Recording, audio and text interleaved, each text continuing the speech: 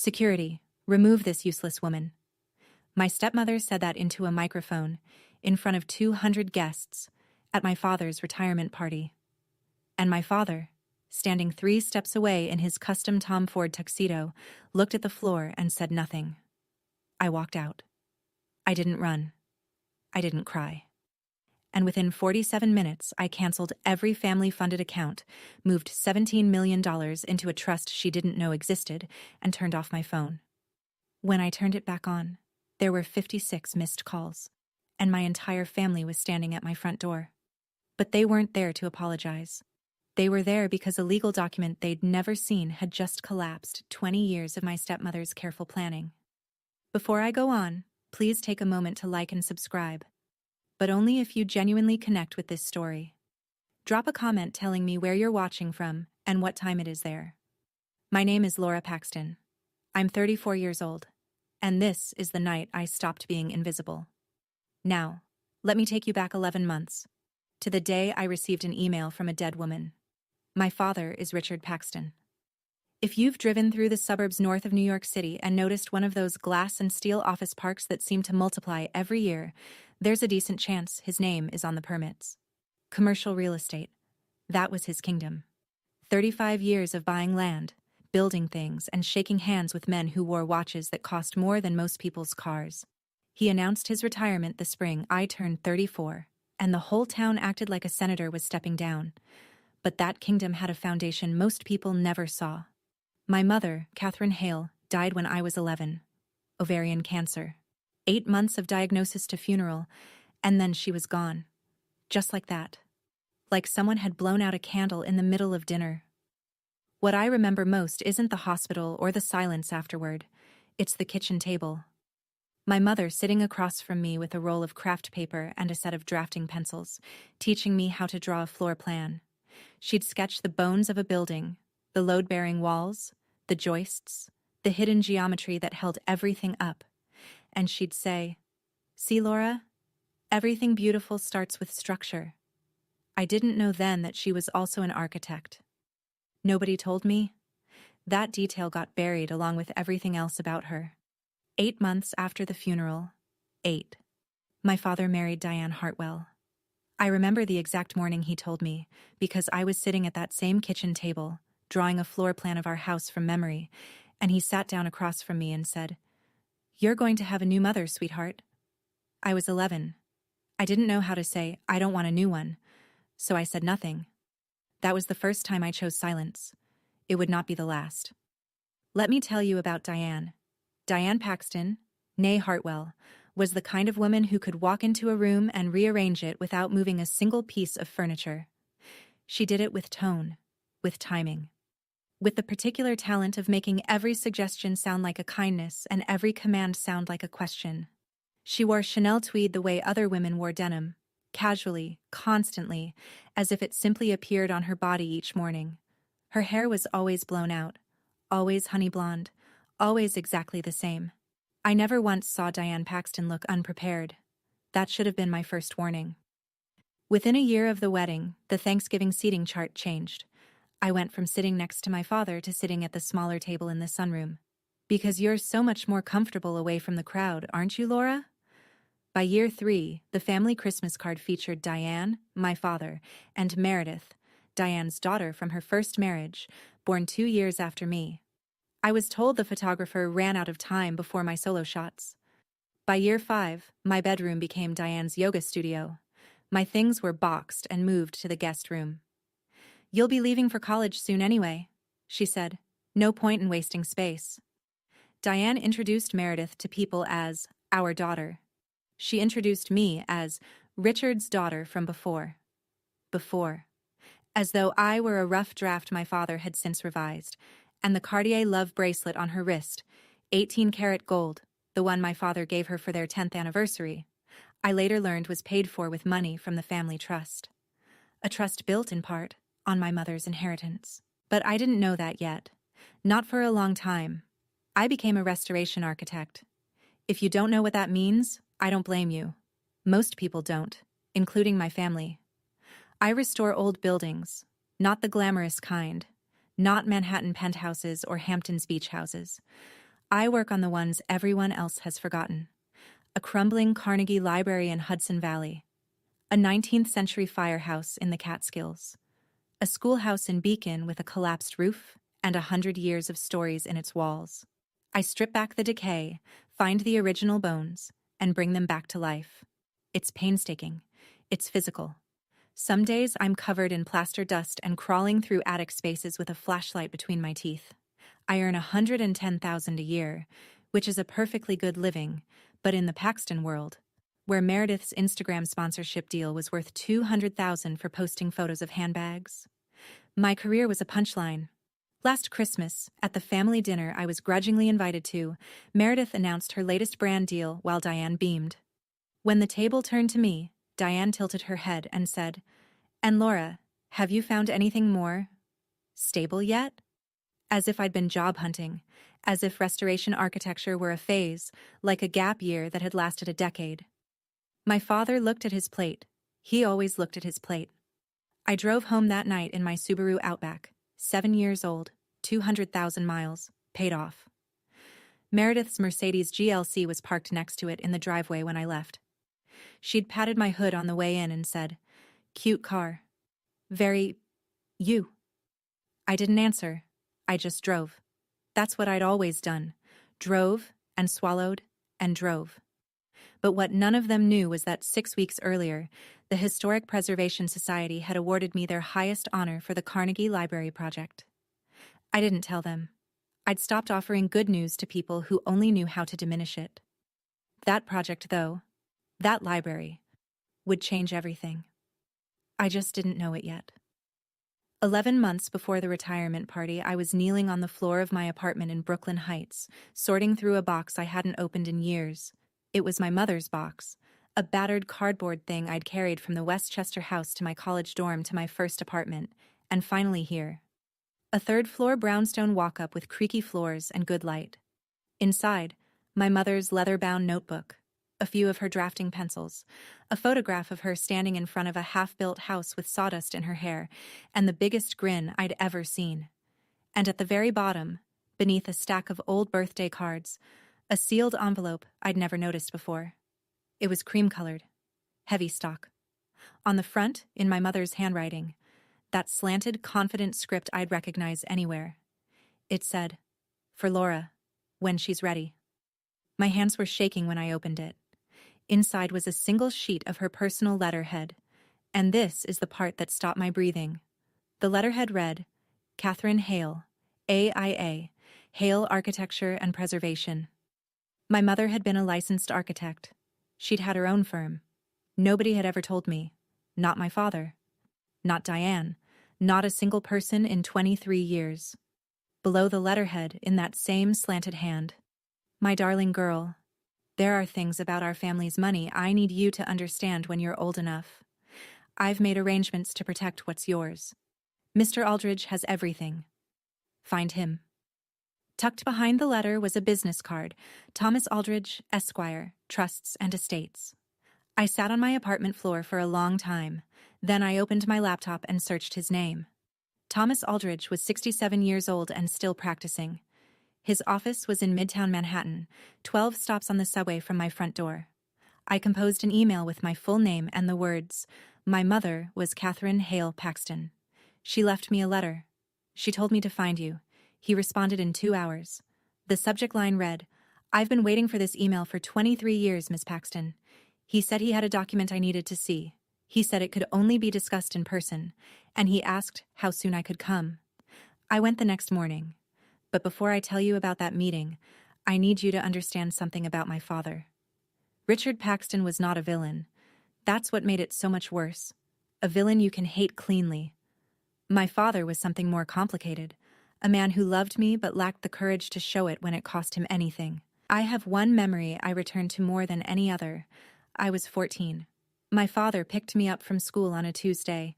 No reason, just showed up, and drove me to the west side of town where a beautiful old stone building was being demolished. We sat in the car and watched the wrecking ball swing. He was quiet for a long time. Then he said, "Your mother would have fought to save that building." It was the last time he mentioned her name. After that, Catherine Hale Paxton became a ghost in her own house. Her photographs disappeared from the hallways. Her books were boxed. Her name was replaced by Diane's in every sentence, every tradition, every toast. And my father let it happen, one erasure at a time, because Diane's tears were louder than my silence. 3 weeks before the retirement party, I called him. I wanted to meet for coffee. Just the two of us. He said yes immediately, and for a half second I felt something warm and unfamiliar. Then my phone rang 10 minutes later. Diane's voice. Your father's schedule is very full right now, Laura. Maybe after the party. A week later, the invitation arrived. Crane and Company cardstock, gold foil lettering, celebrating 35 years of excellence, Richard Paxton. Hosted by Diane Paxton and Meredith Paxton. My name was printed as Laura Paxton Hartwell. Diane's maiden name hyphenated onto mine like a brand. I decided I would go. But first, I would see Thomas Aldridge. 3 weeks out from the party, Diane began building her stage. I noticed the first move on a Monday. I'd sent a message to the family group chat. Something small, asking what time we were expected at the venue. And the message sat there, delivered but unanswered, for 3 days. On Thursday, I opened iMessage and realized the thread was dead. No new messages, no activity at all. I texted Meredith separately. Is the family chat broken? She replied 4 hours later. Oh, Mom made a new one. Must have been a glitch. There was no glitch. There is never a glitch with Diane. I called the event coordinator at the Whitmore Hotel, a woman named Janelle who'd been handling the party logistics. I gave her my name and said I wanted to confirm my RSVP. There was a long pause. Then, I'm sorry. I don't have a Laura Paxton on the guest list. Could you be a +1? I felt the floor shift beneath me. Not surprise. Recognition. I'd seen this pattern before. The slow mechanical precision of being disappeared. But this time the machinery was running faster. I called Diane directly. She picked up on the second ring. She always did, because Diane never wanted to seem like she was avoiding you. Laura, what a surprise. I wasn't sure you'd come, given everything. She let the pause hang, a loaded ellipsis implying some shameful condition I should already know about. Then, but please, don't wear one of your work outfits. This is black tie. I said I'd be there. She said she'd have someone add my name. That evening, I checked the American Express Platinum card my father had set up for me when I turned 18, a family card linked to the Trust for Emergencies. It was still active. And for the first time, I looked at the account structure and realized every card, every club membership, every insurance rider in the Paxton family was linked to the same trust, the same pool of money. And I was starting to understand whose money it actually was. 2 weeks before the party, I drove out to Westchester to give my father his retirement gift early. I wanted to see him without the noise, without the performance, just daughter and father. I'd spent 3 months restoring it. An original architectural rendering of the first commercial property my father ever purchased back in 1989. I'd tracked down the original blueprint from the county archive, stabilized the paper, reframed it in reclaimed walnut. It was, I thought, the kind of gift that said, I see who you were before all of this. My father opened it in the living room. His eyes went soft. His fingers hovered over the glass. For a moment, he was somewhere else. Somewhere before Diane, before the gold foil invitations and the Chanel tweed. Laura, he started. Diane appeared in the doorway. She glanced at the framed rendering the way you'd glance at a child's finger painting on a refrigerator. That's sweet, Laura, but we already have the walls full. Meredith commissioned a portrait of your father. Oil on canvas, by a real artist. My father set my gift down on a side table. He didn't fight for it. He never fought for anything that was mine. Diane guided him toward the kitchen. I stood alone in the living room and looked up at the fireplace. Above the mantel hung the portrait Meredith had commissioned. Oil on canvas, gilt frame. It showed my father seated in a leather chair. Diane standing behind him, one hand on his shoulder. Meredith at his side, smiling. The composition was complete. There was no empty space. No room for anyone else. I was turning to leave when I heard Diane's voice from behind the kitchen door, low and fast. She's going to make a scene at the party, Richard. You know how she is. She'll bring up her mother and ruin everything. Maybe we should prepare security. My father's reply was barely audible. She's my daughter, Diane. And Diane's response was perfectly clear. Exactly. And daughters should know their place. I left through the front door, but as I passed Diane's study, I saw it. On her desk, a manila folder with the logo of a law firm I didn't recognize, and the words, Trust Amendment, draft printed across the tab. I didn't stop. I didn't open it. But I saw it. And I remembered. Meredith called me the following Saturday. Not to catch up. Meredith never called to catch up. But because she needed a second opinion on her outfit for the party. I said yes, because I was still, at 34 years old, saying yes to people who never asked how I was doing. We met at Bergdorf Goodman, 5th Avenue, 8th floor, the kind of place where the air itself smells expensive, and the saleswomen remember your name if you spend enough. They remembered Meredith's. She tried on 7 dresses in 90 minutes, an Oscar de la Renta in ivory silk, a Valentino in deep red, a beaded Marchesa that cost more than my monthly rent. Each one was brought out on a velvet hanger by an associate named Claire, who called her Miss Paxton and treated her like minor royalty. The total hovered somewhere above $12,000. Meredith didn't blink.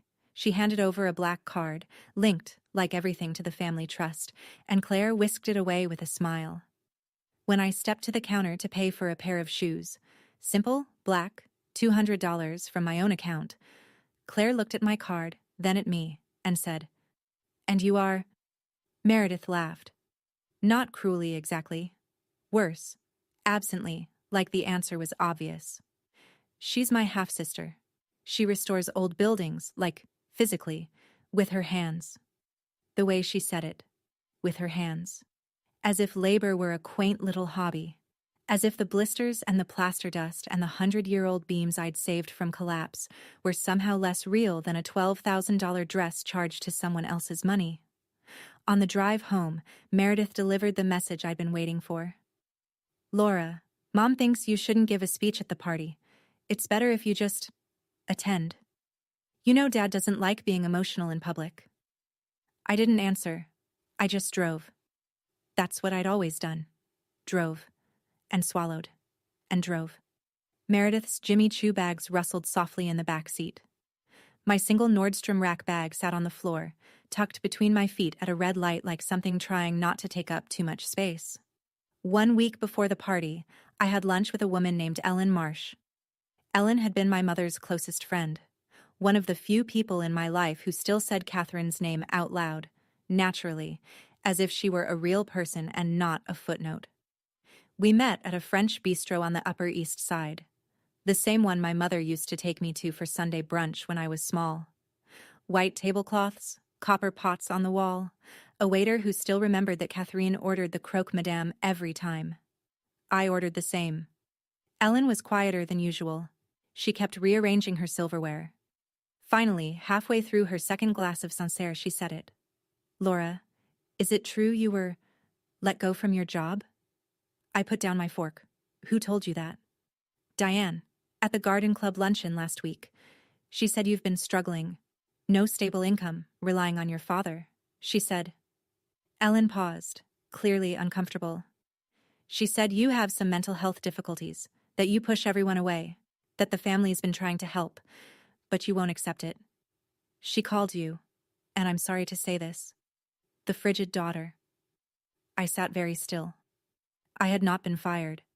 I had never relied on my father for a single dollar since the day I left for college. And my mental health, while certainly tested by 23 years of Diane Paxton, was not a topic I had ever discussed with anyone in that garden club. Diane was building a story. She was seeding it into every circle that mattered. The garden club, the charity boards, the country club wives. So that when the retirement party came, everyone would already believe the narrative. Laura Paxton is unstable, uninvited, and unwelcome. That way, when she was removed from the party, no one would question it. They'd nod and whisper, "Poor thing. It was only a matter of time." Ellen reached across the table and took my hand. "I didn't believe her, Laura. Your mother was the strongest woman I knew, and you are her daughter." I squeezed Ellen's hand. and something inside me that had been bending for a very long time finally stopped bending and started straightening. The night before the party, I sat alone in my apartment. It was quiet in the way Brooklyn gets late on a Friday. Distant sirens, a dog barking 3 buildings over, the low hum of the radiator that had needed fixing since November. I sat in the Eames chair I'd found at an estate sale and spent 4 weekends restoring, a cup of chamomile cooling on the side table, and I looked at the photograph of my mother on the wall. Catherine Hale, 31, standing on a construction site with sawdust on her boots and a rolled blueprint under her arm, laughing at something off camera, alive. I thought about not going. I could stay here, in my apartment, in my quiet, in my carefully built life, and let them have their party and their portrait and their narrative. I could swallow this one too. I was good at swallowing. But then I looked at her letter, pinned to the corkboard above my desk. Find him. I had found him. I knew the truth now. About the trust. About the $17 million. About the provisions my mother had written into law before the cancer took her. I had the documents. I had the authority. I had Thomas Aldridge standing by. I hadn't used any of it, because I wanted to give my father one more chance. If Richard Paxton stood next to me at that party, if he introduced me to his colleagues, if he said my name the way a father should, I would put the documents back in the drawer and never speak of them. I was offering him the easiest test in the world. Choose your daughter. Just once. I laid out my dress. Midnight navy, clean lines, impeccable tailoring. Nothing flashy, nothing that begged for attention. I opened my jewelry box and took out my mother's Mikimoto pearl earrings, the only thing of hers Diane hadn't managed to claim. I held them in my palm and felt their weight. Cool, smooth, impossibly steady. Then I picked up my phone and called Thomas Aldridge. If I need you tomorrow, I said, can you execute within the hour? His voice was calm, precise, unhurried. Everything has been ready for 23 years, Miss Paxton. I set my alarm for 7. I hung the dress on the back of my door. And I slept. Deeply, clearly, the way you sleep when you've finally stopped hoping and started deciding. The Whitmore Hotel on a Saturday evening in October is the kind of place that makes you feel underdressed even if you're wearing your best. Crystal chandeliers the size of small cars, Italian marble floors polished to a mirror sheen, waitstaff in black tie carrying silver trays of champagne that caught the light like liquid gold. The grand ballroom had been transformed. Round tables draped in white Belgian linen, centerpieces of white hydrangeas and pale gold roses, a live jazz quartet in the corner playing Cole Porter with the kind of effortless precision money buys. 200 guests, business partners, golf friends, Westchester socialites, people whose last names appeared on hospital wings and university endowments, milled and murmured and clinked glasses beneath a banner that read, "Cheers to Richard Paxton. 35 years of building legacy." I gave my name at the reception table. The young woman checked her list, scrolled, checked again. Her smile faltered. "Paxton, Laura, I'm sorry, I don't see...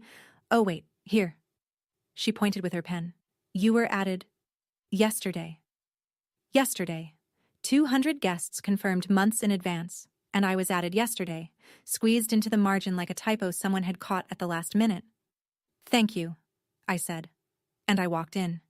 It hit me in waves. The whispers. Not shouts, not accusations. Whispers. The kind that travel across a cocktail hour like a draft under a door. A cluster of women near the bar, champagne in hand, glancing my way. That's the frigid daughter. A man in a pinstripe suit leaning toward his wife. "I heard she's been out of work for months." Another voice, half hidden behind a hydrangea arrangement. "She can't do anything right. Diane says she just shows up and causes scenes." Diane's seeds were blooming exactly on schedule. I kept my back straight. I kept walking. I scanned the room for my father and found him near the small stage at the far end of the ballroom, standing between Diane and Meredith, smiling for a photographer who was arranging them into a family portrait. Richard, Diane, Meredith. 3 people, perfectly composed, perfectly lit. The photographer snapped his frames. No one looked for me, no one called my name. And from the corner of my eye, I noticed 2 men in dark suits positioned near the ballroom entrance. Security, earpieces. One of them glanced at Diane, then at me, and shifted his weight. They were watching me. They'd been told to watch me. I made my way across the ballroom. It's a strange thing, walking through a crowd that's been primed to see you as a problem. Every smile felt like a flinch. Every turned shoulder felt deliberate. I passed a table of my father's former business partners, men I'd known since childhood. And not one of them said hello. Diane's narrative had done its work. I wasn't Richard Paxton's eldest daughter anymore. I was the cautionary tale they'd been briefed on. I reached the small circle around my father. Richard saw me first. His face did something complicated. A flicker of warmth, quickly followed by something that looked like panic. He opened his mouth. But before the words came, Diane's hand was on his shoulder, her fingers pressing into the fabric of his tuxedo like a leash pulled taut. "Laura," he managed. "Glad you could make it." 5 words. The same 5 words you'd say to a colleague you barely recognized. Diane turned to face me. She was radiant. Cream silk gown, hair swept up, diamonds at her throat. That particular smile she wore when she was about to draw blood. Her voice was pitched just loud enough for the circle of 15 people around us to hear every syllable. "Laura, what a surprise. I wasn't sure you'd come, given everything." She let the pause land, her eyes sweeping the group as if inviting them to fill in the blank with whatever rumor they'd already been fed. Then, softer, almost tender. "Well, just don't make it about yourself, okay? Tonight is about family." Family. The word landed like a slap. Meredith appeared at Diane's elbow, fresh from somewhere. A new Tiffany necklace at her collarbone, $8,000 of platinum and diamonds catching the chandelier light. She looked at my dress with the specific kind of smile that is actually an inventory. "Laura, love the dress. Is that from last season?" I let it pass. I had not come for Meredith. I looked at my father. "Dad, can I talk to you for a moment? Alone?" Richard's eyes moved toward me. I saw it. The instinct. The flicker of yes. His body leaned half an inch in my direction. Then Diane's hand tightened on his arm. "Richard, the Hendersons are waiting. You can talk to Laura later." Her voice was silk over steel. My father straightened. Looked at Diane. Looked at me. And then he turned and walked toward the Hendersons, Diane guiding him like a rudder. I stood alone in the middle of 200 people. An older woman I didn't recognize walked past, paused, and said to her companion, "Not quietly enough." Poor thing. Diane told me she's been struggling. Such a shame. Her mother was wonderful. Her mother was wonderful. Yes, she was. And she left me more than anyone in this room understood. I need to take you back now, 3 weeks before that party, to a Tuesday afternoon in Midtown Manhattan. Thomas Aldridge's office was on the 14th floor of a pre-war building on Madison Avenue. The elevator was slow, the hallway was dim, and the door was solid oak with a brass nameplate that hadn't been updated since the 90s. Inside, it looked exactly the way you'd imagine a trust attorney's office would look if he'd been practicing for 40 years and saw no reason to redecorate. Floor-to-ceiling bookshelves, leather-bound volumes of estate law, a mahogany desk buried under neatly stacked files. And on the wall behind his chair, a framed photograph of my mother. Younger than I'd ever seen her, standing in front of a building with a hard hat and a grin. Aldridge was 67, silver-haired, deliberate. He spoke the way careful lawyers speak. Every sentence weighed before it was released. "Your mother retained me in 2003, he said, when she first learned about the cancer. She wanted to ensure that her assets, specifically the inheritance she brought into the marriage from the Hale family, would be protected for you." He placed a document on the desk between us. 40 pages, leather-bound, my mother's signature in blue ink on the final page. The trust agreement of 2004. He explained it to me in plain English because my mother had asked him to, 23 years in advance. Catherine Hale had entered the marriage with $17 million in inherited family wealth. That money was placed into the Paxton Family Trust, but with a critical legal distinction. It was designated as segregated funds, walled off, legally separate from the rest of the trust's assets, even though it sat in the same account. "Your mother signed an amendment in 2006. Aldridge continued, sliding a second document forward. 6 months before she passed. It designated you, Laura Catherine Paxton, as the sole beneficiary of the segregated funds, effective upon your 30th birthday. No co-signatures required, no trustee approval needed. I stared at the page, my mother's handwriting in the margin. For my girl. Does my father know about this? I asked. Aldridge paused, the kind of pause that tells you the answer before the words arrive. Your father was present when the original trust was established. He has always known. The heir left the room. And Diane?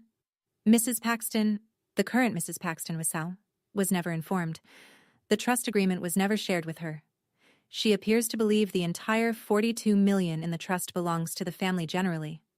He folded his hands. She's been contacting my firm and the fiduciary manager, a woman named Rebecca Stone, requesting access to the trust provisions. Ms. Stone correctly declined. $17 million. My mother had built a wall around it with paper and ink and foresight, and it had held for 23 years. What happens, I said slowly, if I withdraw? The remaining $25 million won't cover the loans your stepmother authorized using the full $42 million as collateral. The bank will issue a margin call. I sat with that for a long time. I'm not going to sign today, I told him. He raised an eyebrow. Give me until after the party. I want to see if my father chooses me. Aldridge looked at the photograph of my mother on the wall, then back at me. Your mother, he said, would understand. I left his office with a copy of both documents in a folder and something I hadn't carried in years. A choice. Now you know what I knew when I stood in that ballroom. Let me tell you what happened next. The speeches began at 8:30. Diane took the microphone first. Of course she did. She stood on the small stage in her cream silk gown, diamonds blazing under the spotlights, and delivered a speech that was, by any measure, flawless. She thanked the guests, praised Richard's 35 years of work, called Meredith up to the stage for an embrace that drew a collective awe from 200 throats. She spoke about family, about loyalty, about the people who truly make a house a home. She did not say my name. She did not look at me. Catherine's name was not mentioned once. When the applause faded, I stood up. I wasn't going to make a speech. I just wanted to walk to the front, hand my father his gift. A small velvet box containing a brass compass I'd painstakingly restored, the same one my mother had given him when they were young and in love, engraved with her initials, CH, and say something quiet, something private, something that was ours. I was 10 steps from the stage when Diane saw me coming. Her expression didn't change. That's the thing I remember most. How controlled she was. She leaned into the microphone and in a voice as clear and calm as a dinner bell, she said, "Security." The ballroom murmured. Heads turned. Then she said it. Every word precise. Every syllable designed to carry. Please remove this woman. She wasn't invited and she's causing a disruption. 200 people went silent. The jazz quartet stopped. Even the bartender paused mid-pour. Every pair of eyes in that room swiveled to me. Standing alone in the center aisle, holding a small velvet box, wearing my mother's pearls. I looked at my father. Richard Paxton was 3 steps from the microphone, 3 steps from his wife, 3 steps from his daughter. He looked at Diane. He looked at me. And then he looked down at the floor. He said nothing. The 2 security guards materialized on either side of me. The one on my left spoke quietly. "Ma'am, we've been asked to escort you out." The room watched. Some looked away. Some didn't. Meredith, near the stage, had her phone up. Filming, I realized. Filming her sister being removed from their father's retirement party. I set the velvet box on the nearest table. I did not throw it. I did not slam it. I placed it gently, the way you'd set down something you loved and were leaving behind. Then I looked at my father one last time and said, not loudly, not with anger, just clearly enough for the people nearby to hear. "I came for you, Dad. Not for her. But I see your choice." I turned. I walked toward the exit, back straight, eyes dry, my mother's Mikimoto pearls catching the last of the chandelier light as I passed through the double doors and into the lobby. Behind me, I heard Diane's voice return to the microphone. "I'm so sorry about that, everyone. Now, where were we?" The jazz quartet started up again before the doors closed behind me. The October air hit me like cold water. I stood on the front steps of the Whitmore Hotel, marble steps, smooth and pale under the street lamps, and listened to the muffled music bleeding through the walls behind me. Cole Porter. Laughter. The clink of champagne glasses. A world continuing without interruption, as if a woman hadn't just been marched out of her own father's celebration by two men in earpieces. I sat down on the top step. The stone was cold through the fabric of my dress. I could see my breath in the air. Inside, the ballroom glowed warm and golden through the floor-to-ceiling windows. Outside, the light was blue-white and thin, the kind of light that makes everything look honest. I looked at my reflection in my phone screen, my mother's pearl earrings, my own face, composed, steady, but underneath it, something cracking along a fault line that had been there since I was 11 years old. I gave myself 60 seconds. 60 seconds to feel it, all of it. The humiliation, the silence where my father's voice should have been. The knowledge that 200 people had watched me be erased and then gone back to their champagne. 60 seconds for every swallowed word, every Christmas at the small table, every time I'd driven home and told myself it didn't matter. Then I stood up. Because my mother didn't raise me to sit on other people's steps. I pulled out my phone and called Rebecca Stone. She picked up on the first ring. I'd warned her this call might come tonight. Rebecca, this is Laura Paxton. I'm ready to proceed with the segregated fund transfer. Tonight. Her voice was steady, professional, unsurprised. I'll need your digital signature and the authorization code from Mr. Aldridge. I can execute within 45 minutes of receiving both. You'll have them in 10. I hung up. The ballroom music swelled behind the glass doors. I didn't look back. I learned what happened inside the ballroom afterward, from Ellen Marsh, who stayed through the end and remembered everything. Diane returned to the microphone as if nothing had occurred. She smoothed her speech the way she smoothed everything, with a light hand and an iron will. Family is about loyalty, she told the room, her voice warm and certain. And tonight, we celebrate a man who built everything from nothing. From nothing. As if $17 million of Catherine Hale's inheritance were nothing. As if the foundation beneath the foundation didn't exist. The room applauded. The champagne flowed. Meredith posted her Instagram story from the stage, a close-up of her and Diane, cheek to cheek, with the caption, "Family first." No mention of the sister who'd been escorted out 5 minutes earlier. Ellen told me that a few guests shifted uncomfortably in their seats after I left. A woman at table 6 leaned toward her husband and whispered, "That didn't feel right." A retired judge named Harold Forster set down his champagne flute and didn't pick it up again. But no one spoke. No one stood.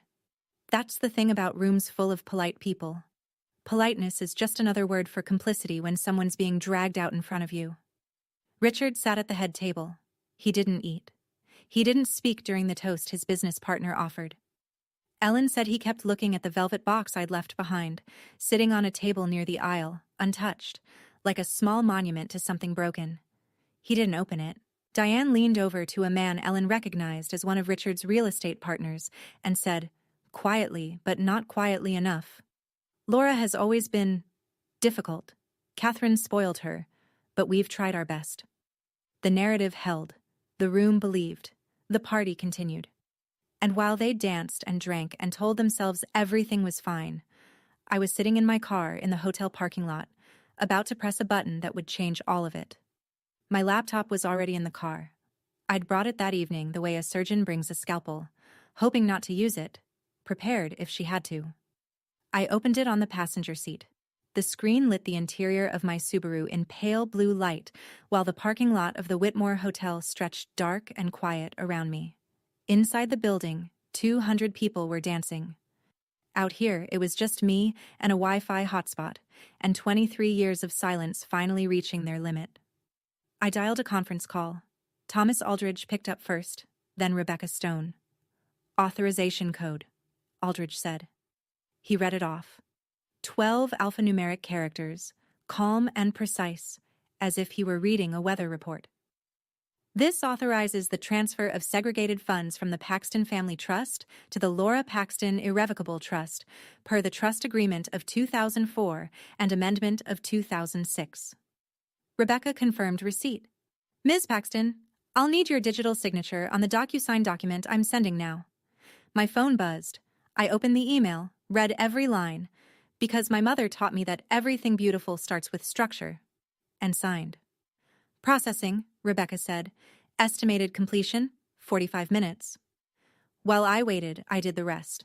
3 American Express Platinum cards. Diane and Meredith were authorized users on accounts linked to the trust's collateral covenant. Country club membership. Supplemental insurance riders. All of it tethered to the same pool of funds that was about to shrink by $17 million. When the trust balance dropped below the covenant threshold, the bank's automated system would freeze every linked account. I wasn't canceling anything out of spite. I was watching arithmetic do what arithmetic does. At 9:47 p.m., Rebecca called back. Transfer complete, $17,042,316.78. The funds are in your trust, Ms. Paxton. I closed my laptop. I sat in the dark for a moment and listened to my own breathing. Then I turned off my phone, started the engine, and drove home to Brooklyn. When I turned my phone back on 40 minutes later, there were 12 missed calls. By the time I set it on my kitchen counter, the number was 29. By the time I finished making tea, it was 56. 56 calls. They hadn't called me 56 times in the last 23 years combined. Here's what 56 calls sound like from the other end. At 9:52 p.m., 5 minutes after the transfer cleared, Meredith tried to buy a round of drinks for her friends at the ballroom bar. Her Amex was declined. She laughed, embarrassed, and pulled out a second card. Declined. A third. Declined. The bartender's smile went stiff. Meredith's cheeks went red. At 9:58 p.m., Diane's phone buzzed with a notification from the fiduciary firm. The kind of notification that arrives in bold type with the word urgent in the subject line. Action required. Significant asset movement in Paxton Family Trust. Please contact your account manager immediately. Diane stepped away from the dance floor. She called Rebecca Stone directly. Rebecca, professional, neutral, bound by fiduciary protocol, said, "A beneficiary has exercised their right to withdraw segregated funds under the original trust agreement. I'm not authorized to disclose further details by phone." Ellen told me later that she watched the color drain from Diana's face in real time. It was like watching a screen go dark. First the smile, then the composure, then the certainty. All of it, gone in the space of a single phone call. Diane walked straight to Richard, gripped his arm, and pulled him to a quiet corner near the coat check. "What did you do?" she hissed. Richard stared at her. "What are you talking about?" Diane pulled up the trust portal on her phone. Her fingers were shaking. The account balance, which that morning had read $42 million, now displayed $24,957,683.22. And in the transaction log, one line, segregated fund withdrawal. Beneficiary, Laura C. Paxton. Richard's face went gray. Diane's champagne flute was still in her hand. She hadn't set it down since the speech. Her fingers were trembling around the stem, and for the first time in 23 years, the woman who controlled every room she entered looked like she'd lost the floor beneath her feet. "That little—" She caught herself, lowered her voice. "She can't do this. Richard, call her. Now." He called. I didn't answer. He called again, and again, and again. I was already home by the time the calls started stacking. My apartment in Brooklyn Heights is a third-floor walk-up in a brownstone built in 1891. Original moldings, warped hardwood floors, a kitchen barely big enough for 2 people and a kettle. I chose it because the ceilings are 10 feet high and the windows face east, and every morning the light comes through like it's been filtered through honey. I restored the built-in bookshelves myself, floor to ceiling, white oak, and filled them with architecture books and novels and a few things that don't have a category but felt right. I set my phone on the kitchen counter and let it vibrate. The messages came in waves. Meredith first, frantic. "Laura, what did you do?" Then Diane. "No longer velvet, no longer measured. You have no right. This is family money." Then Meredith again. "My cards aren't working." "Laura, this isn't funny." Then Richard, the simplest and the one that hurt the most. "Laura, please call me. We need to talk." Then Diane, sharp as broken glass. I'm calling our lawyer. You'll regret this. I watched the screen light up and go dark. Light up and go dark. Like a heartbeat monitor for a family in cardiac arrest. I didn't answer. Instead, I ran a bath. I took off the midnight navy dress and hung it carefully on the back of the bathroom door. I unclipped my mother's pearl earrings and set them on the vanity. I stepped into the hot water, and I stayed there until my breathing slowed and the steam softened the edges of everything. When I got out, I put on a sweater and made chamomile tea and sat in my Eames chair and looked at the photograph of my mother on the wall. Catherine Hale laughing on a construction site, covered in sawdust, completely alive. I did what you asked, Mom, I said to the empty room. I found him, and I found what you left for me. The phone had stopped ringing. 56 calls total.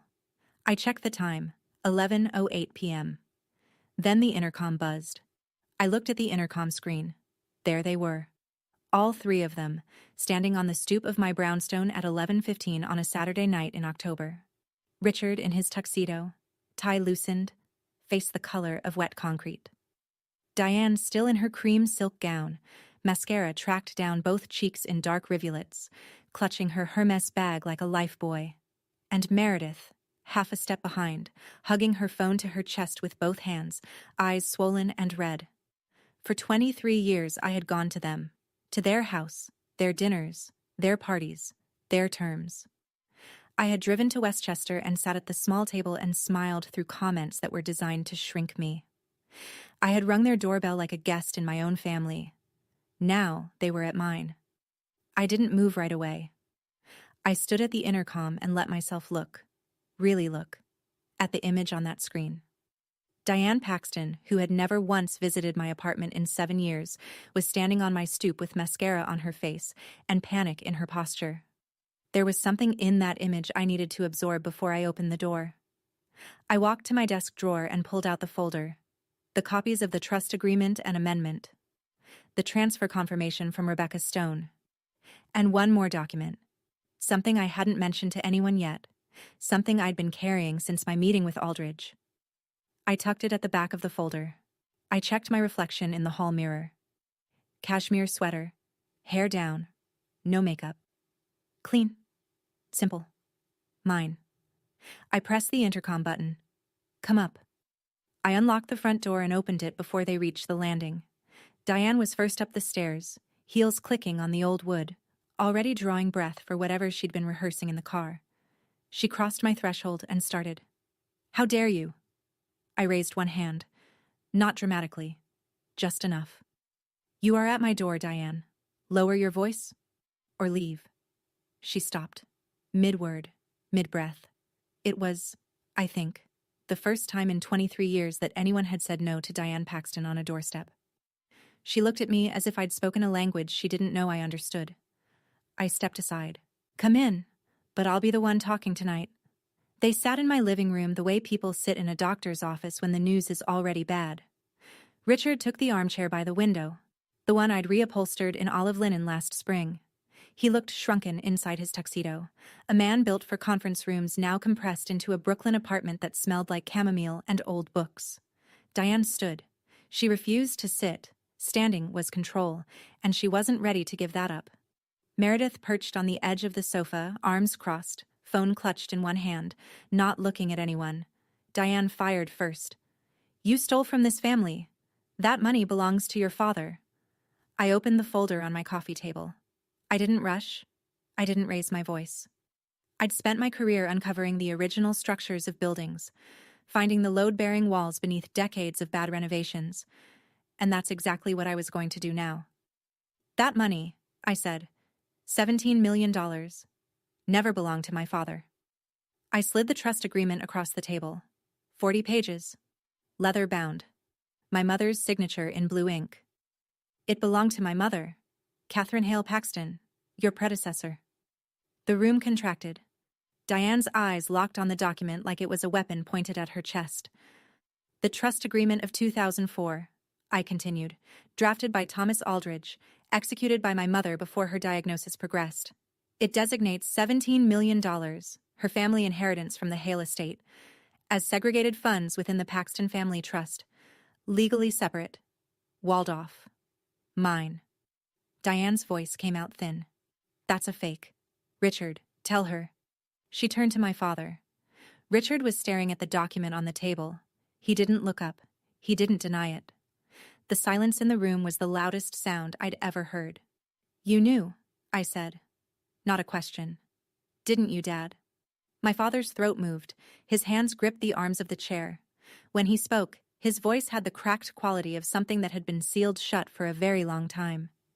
Your mother. She set it up before she got sick. I should have told you. Diane turned to Richard as if she'd been struck. You knew? He said nothing. But his silence was its own confession. 23 years of it. Finally audible. I placed the second document on the table. Amendment of 2006, signed by my mother 6 months before she died. It names me, Laura Catherine Paxton, as sole beneficiary of the segregated funds, effective on my 30th birthday. No co-signature, no trustee approval. I'm 34. I exercised my legal right tonight. I sat back. The documents lay between us on the coffee table, between my cup of chamomile tea and Diane's trembling hands. I didn't steal anything, Diane. I reclaimed what was always mine. The documents are right here. You're welcome to read them. Diane read fast. I watched her eyes scan the pages, flipping, searching, looking for the crack, the loophole, the mistake. She didn't find one. My mother had been meticulous. Aldridge had been meticulous. 23 years of legal architecture built to hold. When Diane looked up, she'd shifted tactics. The fury was gone, replaced by something I'd seen 100 times. The quiver in the chin, the careful widening of the eyes, the trembling hand pressed to her collarbone. Victim mode, her most practiced performance. Richard, she breathed, turning to my father, she's tearing this family apart. After everything I've done for this family, for her, I cut her off. Not with volume, with information. Speaking of what you've done, Diane, I know about the trust amendment you've been drafting. The performance collapsed. It was instantaneous, like watching a mask crack down the center. Her hand dropped from her collarbone. Her mouth opened, then closed.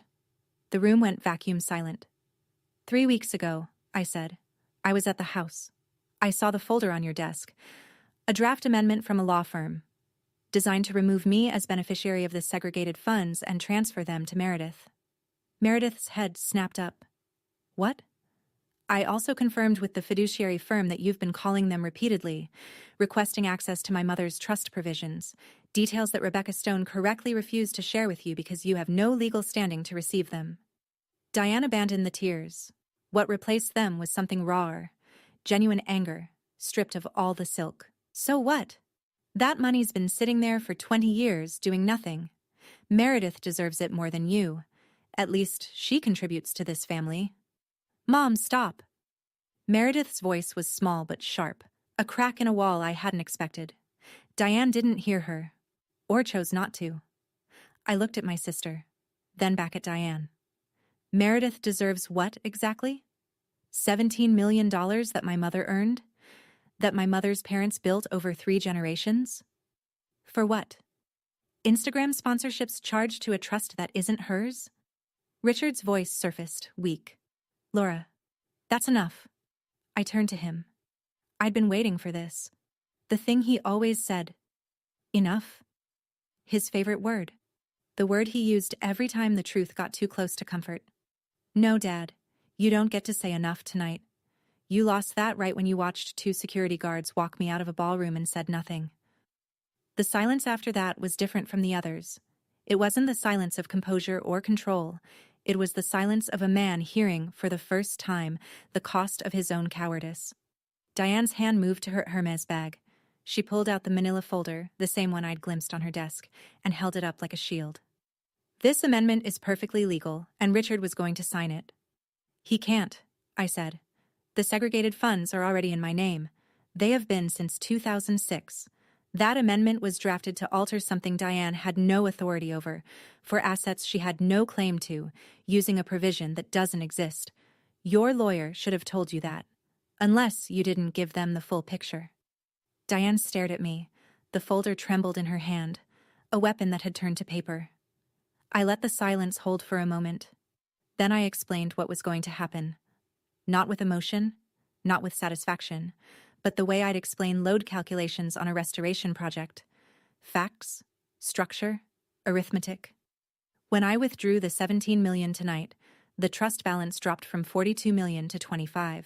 But over the past several years, Diane, using her position as a co-trustee, authorized loans against the trust's full value. Real estate leverage. The total outstanding debt collateralized by the trust is approximately $38 million. Richard's head lifted slowly. He hadn't known the number. I could see it on his face. The specific expression of a man who'd signed things without reading them because his wife told him it was handled. The bank's loan covenant requires the trust to maintain collateral coverage at a minimum of 1-to-1. As of 9:47 tonight, the coverage ratio is roughly 66%, $13 million short. The bank's automated compliance system has already frozen the linked accounts, credit cards, the country club membership, the supplemental insurance riders. A formal margin call will follow within 72 hours. Meredith whispered. That's why my cards. Yes. Diane's voice was a blade. You plan this. You plan this to destroy us. I looked at her across my coffee table, across the trust documents, across the cold tea, across 23 years. No, I said. I plan to come to my father's party, give him a compass that belonged to my mother and hope, for one evening, to feel like his daughter. You planned a public humiliation. You planned to have me removed by security. You planned a fraudulent amendment to take my inheritance. I simply stopped waiting for you to do the right thing. Then I reached into the folder and pulled out the last document. The one I'd been carrying since my meeting with Aldridge. The one I hadn't shown anyone. It was an email. Printed on plain paper. Sent 6 months earlier from Diane's personal account to her attorney. And accidentally CC'd to Thomas Aldridge, whose email address was still on file as the trustee of record in the firm's system. I read it out loud. Every word. We need to move quickly before Laura finds out about Catherine's trust provisions. Richard doesn't have the spine to stop us. The room went airless. Richard reached for the printout. He read it once, then again. Then he set it down on the table and looked at his wife as if he were seeing her for the first time. Not the woman in cream silk who organized his life and managed his schedule and told him when to smile, but the woman who had written Richard doesn't have the spine in a sentence designed to steal his dead wife's money from his living daughter. Diane, he said. His voice was barely audible. Is this real? She didn't answer. She didn't need to. Her face answered for her. The specific, unmistakable expression of someone caught not in a lie, but in the truth. That's not revenge, I said quietly. That's arithmetic. And that, I nodded at the email on the table, is who she is. What happened next was the sound of a structure failing, not all at once, not the dramatic collapse you see in movies. The slow kind, the kind I've seen in my work 100 times, when a building has been standing on a compromised foundation for decades, and one day a single beam gives way, and everything above it shifts. Diane reached for the email printout, as if taking it off the table could undo the words. Richard pulled it back. She pivoted. And there it was again, the chin quiver, the glistening eyes, the hand at the throat. She's manipulating you, Richard. Just like Catherine always did. My father stood up. In 23 years, I had never seen Richard Paxton stand up against Diane. He'd yielded, he'd deferred, he'd looked at his plate and let silence do the work of agreement. But something in that sentence, just like Catherine, hit a wall inside him that even he didn't know was still standing. Don't, he said. His voice was shaking, but the words were stone. Say, her, name. Diane stopped. Her mouth was open. No sound came out. For perhaps the first time in their marriage, she had no response prepared, because she had never imagined she'd need one. Meredith stood slowly from the sofa. Her face was blotchy and wet, but her voice was steadier than either of her parents. Laura, she said, I didn't know about the trust, the amendment, any of it. I looked at my sister, my half-sister, the golden child, the one who'd been handed everything I'd been denied, and I saw Beneath the Tiffany necklace and the tear-streaked makeup, a 26-year-old woman standing in the wreckage of the only story she'd ever been told about her family. I believe you didn't know about the trust, Meredith, but you knew what it felt like to watch your sister get erased from family photos. You knew what it meant when I sat at the small table every Thanksgiving. You knew, and you said nothing. She closed her eyes, nodded once. My father took a step toward me. Laura, I'm sorry. I let the words settle. I didn't rush to comfort him. I didn't say it's okay, because it wasn't okay. It hadn't been okay for 23 years, and pretending otherwise would be one more form of silence. I know you are, Dad, but sorry isn't enough anymore. I need you to do something. He waited. I laid it out, clearly, simply, the way my mother would have.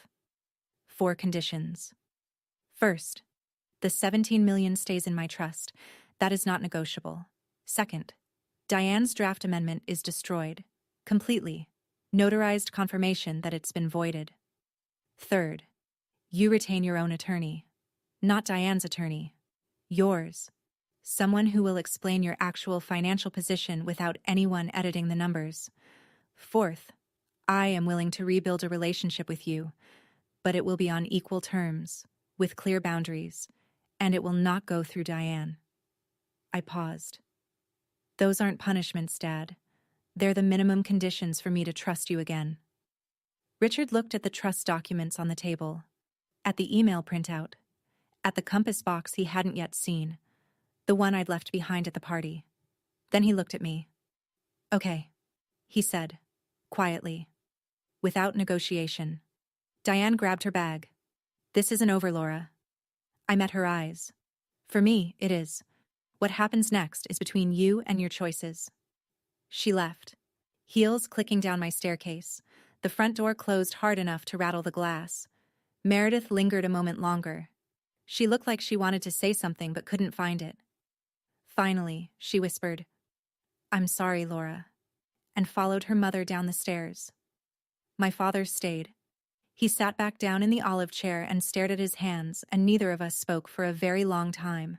The radiator hummed. The brownstones settled. The photograph of my mother watched us from the wall. The fallout arrived in waves over the next 72 hours, each one more precise than the last. Monday morning, 9 a.m. The margin call came. A letter from the bank, sent via courier to Richard's home office. Bold letterhead, red, urgent stamp, the kind of document that makes your hands cold before you finish the first paragraph. The Paxton Family Trust was $13 million below the required collateral threshold. Richard had 60 days to either inject additional capital or liquidate assets. 2 commercial properties, an office complex in White Plains and a retail center in Stamford, would need to be sold. Richard hired his own attorney that same afternoon. Not Diane's lawyer, his own. A woman named Patricia Holt from a mid-size firm in Manhattan, recommended by a colleague Diane had never met. Patricia pulled the full financial records of the trust, something no one had done independently in over a decade. What she found was the second detonation. Over the past 15 years, Diane had authorized approximately $2.3 million in withdrawals from the trust's operating account, categorized in the records as family expenses. Patricia's audit revealed they were anything but. Personal shopping, first-class travel, spa retreats, Meredith's lifestyle costs, a down payment on a vacation property in the Berkshires that was titled solely in Diane's name. None of it had been approved by the trustee of record. None of it had been disclosed to Richard. All of it constituted a breach of fiduciary duty under the trust's governing documents. Diane was given a choice: repay the $2.3 million through a structured plan or face civil liability and potential removal as co-trustee. The country club membership remained frozen. The insurance riders lapsed. Meredith's credit cards stayed dark. And 2 days after the margin call, Meredith Paxton quietly deactivated her Instagram account. No announcement, no farewell post, just a single story that read, "Taking some time offline." It was the first honest thing she'd posted in years. 1 week after the party, my father called. Not through Diane, not through a secretary or a scheduling intermediary. He picked up the phone himself and dialed my number and asked if I'd have coffee with him.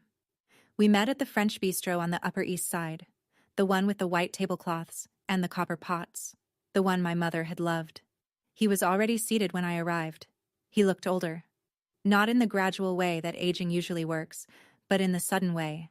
As if a decade had landed on him in 7 days. His shirt collar was loose. His eyes were shadowed. He had not shaved well. On the table in front of him was the velvet box. I opened it, he said. The brass compass lay in his palm. I'd spent weeks restoring it, cleaning the patina, repairing the hinge, polishing the case, until the engraved initials were legible again. C.H. Catherine Hale. My mother had given it to him in their 2nd year of dating, when he'd told her he wanted to build things and she'd told him he needed to know which direction he was facing first. My father turned the compass over in his hands. The needle still worked. Trembling, settling, pointing true. She was my compass, he said. Your mother. And I let someone else steer. He was crying, quietly, the way men of his generation cry. Jaw tight, eyes spilling. No sound. I hadn't seen him cry since the funeral, 23 years ago. I didn't say it's okay, because it wasn't. Not yet. Maybe not for a long time. But I said, I'm glad you're here, Dad. That's a start. He told me he'd asked Diane to move out of the house temporarily. Not a divorce, not yet, but a separation. She was staying at a hotel in Scarsdale. He needed space, he said, to understand what had happened to his life while he wasn't paying attention. We ordered coffee. Then, without planning it, we both ordered the croque madame, my mother's standing order, every Sunday at this same table. Neither of us mentioned it. We didn't need to. 2 weeks after the party, Diane came to my door alone. No mascara this time, no silk gown. She wore a gray cashmere coat over a simple black dress, and her face was bare. No foundation, no careful concealer work, just the raw map of a 58-year-old woman who hadn't been sleeping. The Cartier love bracelet was gone from her wrist. I learned later she'd sold it to begin repaying the $2.3 million. She didn't buzz the intercom. She must have followed someone through the front door. I opened my apartment door and found her standing on my landing, arms at her sides, looking smaller than I'd ever seen her. You've ruined everything I built, she said. It wasn't angry. It wasn't performed. It was the flattest, most honest thing Diane Paxton had ever said to me. I leaned against my doorframe. You built on someone else's foundation, Diane. My mother's money, my mother's husband, even my mother's daughter. You tried to erase me so you could keep the stage to yourself. She flinched. Not the theatrical flinch, the real one, the kind that happens in the muscles around the eyes before the brain can edit it. And then she said something I didn't expect. I was terrified, Laura. Every single day for 23 years, I was terrified that one day you'd show up and take it all away. Her voice cracked. And you did. I looked at her. I understood the fear. Understood it the way you understand the rot inside a wall you've opened up. It doesn't excuse the damage, but you can see where it started. I didn't take anything that was yours, I said. I took what was mine. The difference is, you never understood there was a difference. She held my gaze for a long moment. No apology came. I didn't expect one. Diane Paxton was many things, but she was not a woman who apologized. Not to me, not to anyone she'd placed beneath her in the architecture of her life. She turned and walked down the stairs. I listened to her footsteps. Slower than I'd ever heard them. No click of designer heels this time, just the quiet pad of flat shoes on old wood. I closed the door, leaned my forehead against it, breathed. 3 months later, I stood on a stage again. But this time, no one asked security to remove me. The National Trust for Historic Preservation held its annual gala in Washington, D.C., a black tie event in a restored Beaux-Arts ballroom, ironwork and vaulted ceilings, and the kind of craftsmanship that makes you believe people once built things to last. I was there as a guest of honor, invited to present the inaugural project of the Catherine Hale Foundation, a nonprofit I'd established using a portion of the trust funds to restore endangered historic buildings in underserved communities. My first project, a community center in a formerly redlined neighborhood in Baltimore, built in 1912, abandoned in 1987, condemned in 2014.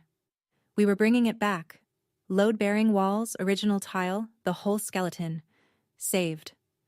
I wore an emerald green dress that night. Simple, well cut, my mother's Mikimoto pearl earrings. Behind me on the screen, in letters 6 feet tall, the Catherine Hale Foundation. Preserving what matters. My father was in the audience, front row. He'd driven down from Westchester alone. No Diane beside him, no entourage, just Richard Paxton in a navy suit, sitting upright, watching his daughters speak. I talked about buildings, about the ones everyone walks past without seeing, about the ones that get condemned because it's easier to tear something down than to do the hard, slow, unglamorous work of finding out what's still good underneath. I talked about my mother, an architect I never knew was an architect, who built things that held for decades because she understood that everything beautiful starts with structure. When I finished, the room stood. My father stood first. Afterward, he found me near the coat check. He was holding something. A flat, rectangular package wrapped in brown paper. I opened it and went still. It was the architectural rendering I'd given him at the retirement party. The original blueprint of his first building, the one I'd restored from the county archive. He'd had it framed in dark walnut, museum-quality glass, archival matting, the whole treatment. "It's been on my wall since the day you gave it to me," he said. "I just never told Diane." I held the frame against my chest and looked at my father. This flawed, frightened, trying man. And I didn't say it's okay. I said, "Thank you, Dad. That means more than you know." We walked out together into the cool DC night. 2 weeks later, I received a handwritten letter in the mail. No return address on the front, but I recognized the stationery. Meredith. 3 pages front and back, in careful handwriting. An apology. Not the performative kind, not the kind that explains itself away, but the raw, stumbling, honest kind that a 26-year-old writes when she's seeing her life clearly for the first time.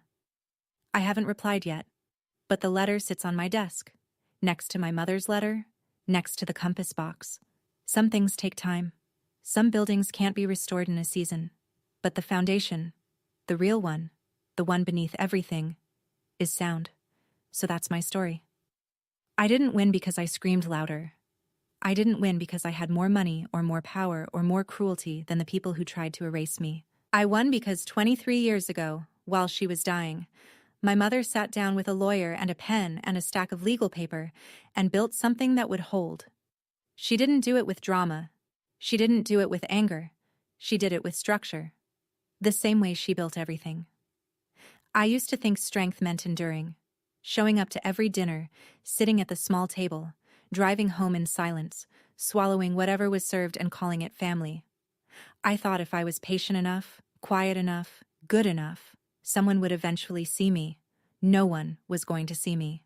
Not because I was invisible, but because the people around me had decided that my invisibility was convenient. And the only person who could change that was the one standing in the mirror. If you're listening to this and you recognize something, the whispers, the exclusion, the way your name gets misspelled on purpose, the way your accomplishments get met with silence while someone else's get a standing ovation, I want you to know, you're not crazy. You're not too sensitive. You're not the difficult one. And you do not have to set yourself on fire to keep someone else warm. My mother left me a letter. It said, "Find him." And what I found wasn't just a lawyer or a trust document or $17 million. I found the thing she'd really been protecting all along, my right to take up space. Thank you, Mom, for the letter, for Mr. Aldridge, for the pearls, for teaching me that some buildings are worth saving, including the one I live in. Before you go, if this story reminded you of someone you love, or someone you need to set a boundary with, share it with them. Not as a weapon, but as a mirror. And if you've ever had to choose between keeping the peace and keeping your dignity, tell me in the comments. Tell me which one you chose. I read every single one. There are more stories like mine in the description below. If you're still here, if you stayed through all of it, you're exactly the kind of person who needs to hear them. Thank you for listening.